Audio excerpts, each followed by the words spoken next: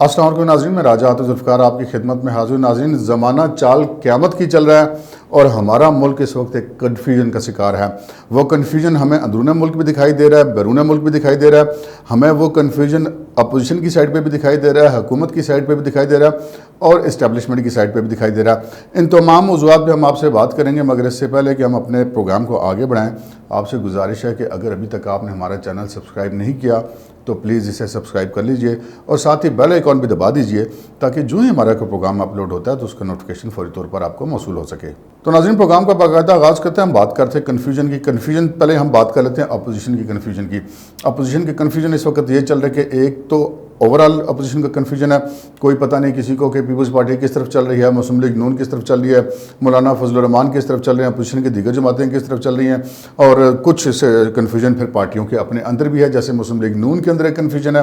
مسلم league نون کے اندر اس وقت جو تازہ صورتحال ہے وہ یہ ہے کہ مسلم لیگ نون میں اس وقت بیک وقت دو قسم کی تھاٹس جو ہیں وہ پریویل کر رہی ہیں. ایک سوچ یہ پریویل کر رہی ہے کہ جی ہمیں اپنا جو بیانیہ ہے اس پہ قائم رہنا چاہیے اور اگلے الیکشن تک ہم انتظار کرنا چاہیے. اس دوران اس حکومت کی نالائکیاں مزید کھل کر عوام کے سامنے آ جائیں گے اور اگلا الیکشن ہمارے لیے بڑا آسان ہو جائے گا. یہ سوچ ہے جناب نواز شریف صاحب کی اور مریم نواز شریف صاحبہ کی. لیکن مسلم لیگ نون کے اندر ایک دوسرا گروپ بھی موجود ہے جو یہ کہتا ہے کہ ایک طویل عرصے سے مسلم لیگ نون اپوزیشن میں ہے. مسلم لیگ نون کو اپوزیشن میں رہنے کی اتنی عادت نہیں ہے، اگرچہ کہ پرویز مشرف صاحب کے دور میں ان کو یہ تھوڑی سی عادت پڑ بھی گئی ہے. لیکن بہرحال ان کا یہ موقف یہ ہے کہ اگر اب آنے جو 2 سال اس وقت اس حکومت کے رہتے ہیں، اگر اس میں پنجاب کے اندر ان ہاؤس چینج کے ذریعے مسلم لیگ نون اقتدار میں آ جاتی ہے، جو کہ اس کے لیے کوئی زیادہ مشکل ٹاسک نہیں ہے، اور بہت سارے جو ملک کے مقتدر حلقے ہیں، طاقتور حلقے ہیں، وہ بھی اس چینج کو سپورٹ کرنے کے لیے تیار ہو جائیں گے. اور اس صورت میں جو مسلم لیگ نون کا ورکر ہے وہ اگلے الیکشن کے لیے زیادہ بہتر طریقے سے پریپیئر ہو سکے گا. کچھ بریدنگ سپیس مل جائے گی اور مسلم لیگ نون کو دوبارہ اپنی صف بندی کو ذرا مضبوط کرنے کا موقع مل جائے گا. اگر پنجاب میں حکومت مسلم لیگ نون کی اپنی ہوگی تو اس سلسلے میں سونے پہ سہاگا ہوگا. لیکن یہ سوچ ضرور موجود ہے. کچھ دن پہلے ایک مسلم لیگ ہے کہ اجلاس، اس کی کوئی خبر ٹی وی پر نہیں آئی تھی، وہ ہوا تھا جس میں میاں نواز شریف نے ویڈیو لنک کے ذریعے شرکت کی تھی. میاں نواز شریف صاحب نے دونوں قسم کے جو فریق ہیں ان کی بات سنی تھی، لیکن انہوں نے اپنی کوئی رائے اس میں نہیں دی تھی. اب دیکھنا یہ ہے کہ مسلم لیگ نون کے جو قائد ہیں میاں نواز شریف،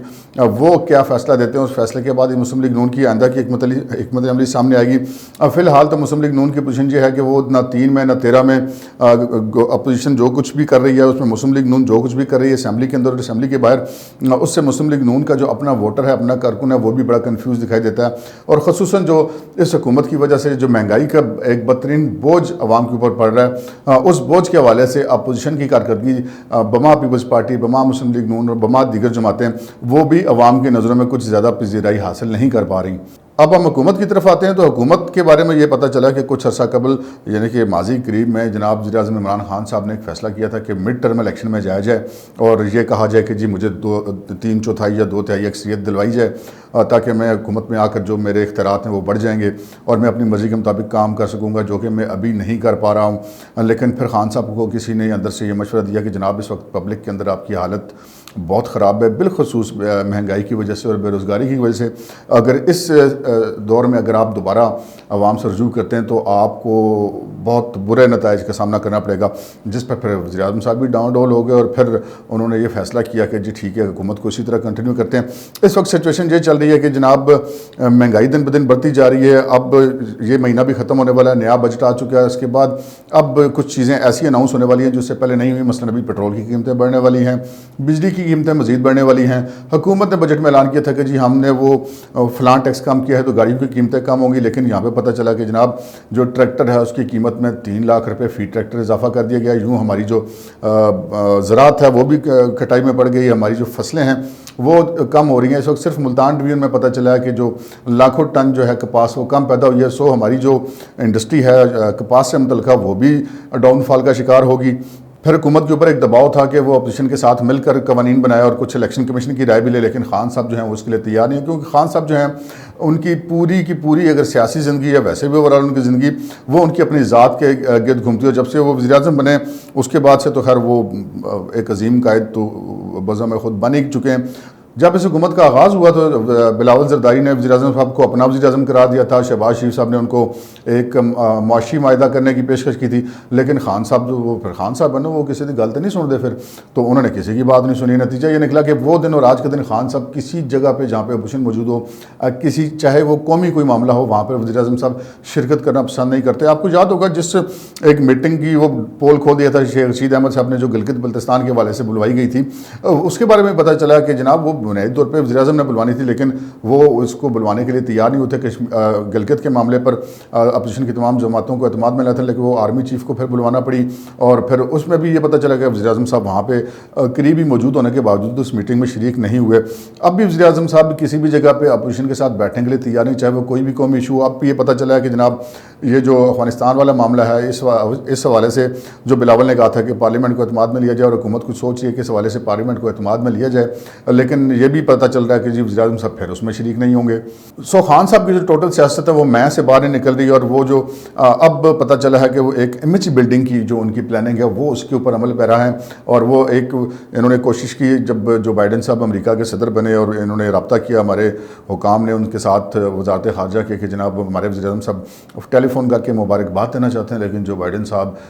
کی انتظامیہ نے کہا جی اس کی ضرورت نہیں ہے۔ تو جب دیکھا کہ وہ امریکہ تو لفٹ کرا نہیں رہا، تو کیوں نہ پھر ہم امریکہ کے خلاف بات کر کے ہیرو بن جائیں۔ تو پھر یہ ایک آپ نے دیکھا کہ سوشل میڈیا پہ ایک شور شرابہ مچا ہوا ہے کہ جی وہ وزیر اعظم امریکہ کے سامنے ڈٹ گیا، اڈے نہیں دے رہا، حالانکہ اڈے شڈے والا چکر کوئی نہیں، جو کچھ ہم نے دینا تھا وہ ان کو دے دیا ہوا ہے۔ اور وزیر اعظم صاحب کے حوالے سے ایک سوال پوچھا گیا تھا امریکن ایمبیسی میں ایک اعلیٰ ان کے جو ہے وہ سفارتکار سے کہ جی آپ وزیر اعظم سے کیوں نہیں مل رہے، تو انہوں نے آگے سے مبینہ طور پہ یہ کہا کہ جی وہ جن سے ہم نے ملنا تھا ان سے ہم مل رہے ہیں، ہمیں جن سے ملنے کی ضرورت ہے ان سے مل رہے ہیں، جن سے نہیں ضرورت تو وہ امریکن جو ہے وہ آپ سے ملنے کی ضرورت ہی محسوس نہیں کرتے۔ دوسری طرف اب آپ نے ایک وہ جسے کہتے ہیں ایک ٹیم مقرر کر دی ہے جو ایک امیج بلڈنگ میں لگ پڑی ہے، بجائے اس کے کہ اس کو آپ اپنی سفارتی ناکامی سمجھیں کہ امریکہ جو اس وقت دنیا کی بظاہر اس وقت ابھی تک تو ایک واحد سپر پاور ہے، جسے کہتے ہیں کہ اس لیول کی سپر پاور، ویسے تو 5 ہیں، تو اس کا صدر جو ہے وہ آپ کو فون سننے کے لیے تیار نہیں ہے۔ مودی صاحب آپ کا پہلے ہی فون نہیں تھے سنتے، لیکن اس کے باوجود نہ صرف آپ ان لوگوں کے ساتھ خفیہ مذاکرات بھی کرتے رہے جبکہ ان کے مطالبات بھی مانتے رہے اور پورے کرتے رہے، اور اب بھی آپ ایسے ہی کر رہے ہیں، لیکن ایک سوشل میڈیا پہ ہے کہ وہ جناب ڈٹ جانے والا وزیر اعظم، اور یہ سارا کچھ بنیادی طور پہ آئندہ الیکشن کی تیاریاں کر رہے ہیں خان صاحب، اور خان صاحب اگلے الیکشن کے لیے ایک نیریٹو بنا رہے ہیں کہ جناب میں تو بڑا ایماندار ہوں، میں تو بڑا نیک ہوں، میں تو بڑا محب وطن ہوں، لیکن مجھے تو جناب وہ اسٹیبلشمنٹ نے کچھ نہیں کرنے دیا، مجھے جناب اس کرپٹ اپوزیشن نے کچھ نہیں کرنے دیا۔ سو خان صاحب جو اپنی ناکامیوں کا ملبہ ہے وہ بھی اسٹیبلشمنٹ پہ اور اپوزیشن پہ ڈالنے کی کوشش کر رہے ہیں۔ اب ہم آ جاتے ہیں اسٹیبلشمنٹ کی بات پہ کہ اسٹیبلشمنٹ کیوں کنفیوز ہے۔ کنفیوز ہم اس حوالے سے نہیں کہہ سکتے کہ وہ کوئی ان کو ملک کی پالیسی کا پتہ نہیں، ان کو بہت اچھی طرح پتہ ہے اور ملک کی پالیسی کو لے کر آگے چل رہے ہیں، ملک کی جو پالیسی کی ڈرائیونگ سیٹ ہے وہ ہمیشہ انہیں کے پاس ہوتی ہے، لیکن وہ اس سینس میں کنفیوز ہیں کہ وہ ایک سوچ کر عمران خان صاحب کو آگے لایا گیا تھا کہ جی خان صاحب آئیں گے، اور پھر وہ جو خان صاحب باتیں کرتے تھے کہ جب میں آ جاؤں گا تو باہر چھترے پیسے آ جائیں گے، جناب ملک آسمان کی طرف چلنا شروع ہو جائے گا اور پوری دنیا میں ملک کی عزت ہو جائے گی۔ تو اسٹیبلشمنٹ نے بھی یہ دیکھ لیا کہ ملک کی عزت تو کیا ہوئی، وہ جو 4 دوست تھے ہمارے دنیا میں وہ بھی ہم سے گئے، اور اب جو ہے وہ سچویشن ایسی بن گئی کہ اب خان صاحب کو امریکہ کی طرف سے فون تک اٹینڈ نہ کرنے کے بعد اب وہ دوبارہ کہہ رہے ہیں کہ جی ہم تو چین کے ساتھ دوستی کر رہے ہیں، چین کو امریکہ کی خوشنودی مبینہ طور پہ حاصل کرنے کے لیے پہلے ہی سی پیک کا جو نہیں ہے وہ بیڑا غرق کر چکے ہیں، اب دوبارہ سے سی پیک کو کھڑا کرنا کوئی ایڈا سوکھا کام نہیں، اور نہ ہی